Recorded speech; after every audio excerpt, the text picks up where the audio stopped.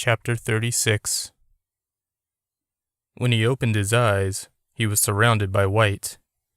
The brightness didn't hurt his eyes, however, so he looked around himself.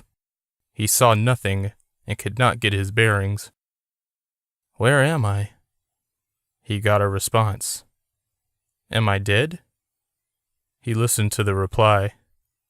"A choice?" he asked the voice, though it was not really a voice at all. It was a sense, an understanding.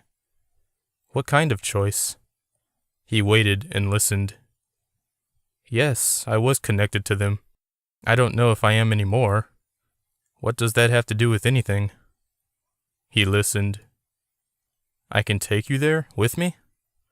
He smiled when he understood the response. He closed his eyes. And when he opened them again, he was somewhere else. He recognized the place, not just by sight but by smell. He was in the home of the demons that had ruined his life. The cavern was in chaos. Creatures flew around like crazy birds. They were afraid of Don himself. He knew he was doing something no one had ever done before. He brought the power of the gods directly to their home. All these years they had been safe below ground, relying on the bodies of animals and humans to go about above ground, but now they had nowhere to run. Don could feel the power of the gods coursing through him, and though he still didn't understand who or what they really were, he knew they could destroy these creatures once and for all. But how? "Mr. Scott!" a female voice screamed.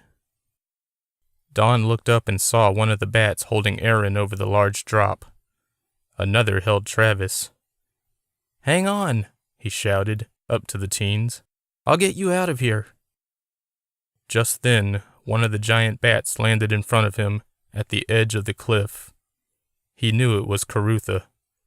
It stared at him, calmer than the others flying around.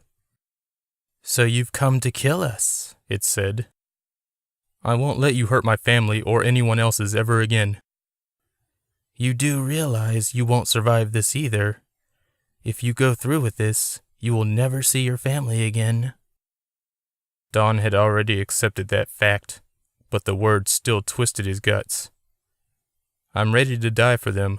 It will be worth it." "And I for mine." Carutha took flight, jamming its claws into Don's chest. The two went shooting back into the tunnel. Don could feel the crushing pain in his chest as they darted through the air. He tried grabbing the sides of the tunnel, but couldn't reach. He realized, in his last moments of life, the creature was trying to get Don as far away from its home as possible. Don had to finish them off before it was too late. The power of the gods was a bomb inside of him. It made his skin glow brighter. All he had to do was open the floodgates, but he didn't know how. He wanted to release the energy right then. As he looked down at the creature driving him back, he felt all the anger and pain this race of monsters had caused him over the decades. The things his own father and grandfather had gone through. Grandpa died taking his son's curse away, and Stephen abandoned Don because he was too afraid to make the same sacrifice. These monsters destroyed more lives than Don cared to count. Don's families, and those of all the people Ethan had killed. Those failed experiments of Machiska's. The light of Don's skin grew even brighter. He could feel it, like sitting naked under the sun. It was pleasantly warm and real. Don wanted to hold on to it, but knew he couldn't. He had to let it free. And so he did. The light struck Carutha, burning the monster to cinders. Now that it was gone, Don floated in place in the tunnel. The light and heat continued forward, toward the cavern. He could hear the other creatures squeal in fear. The flapping of their wings became thunderous. Don didn't care, however. He had done what he came here to do. It was up to the gods to do the rest. And that they did. Don heard the stalactites collapse, saw electric bolts sizzle against anything and everything in the area.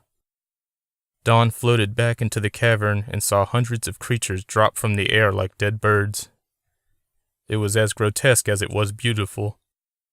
Travis and Aaron suddenly vanished as the bats holding them exploded. After untold minutes, the bolts died altogether. The cavern was still collapsing, but Don didn't fear for his safety.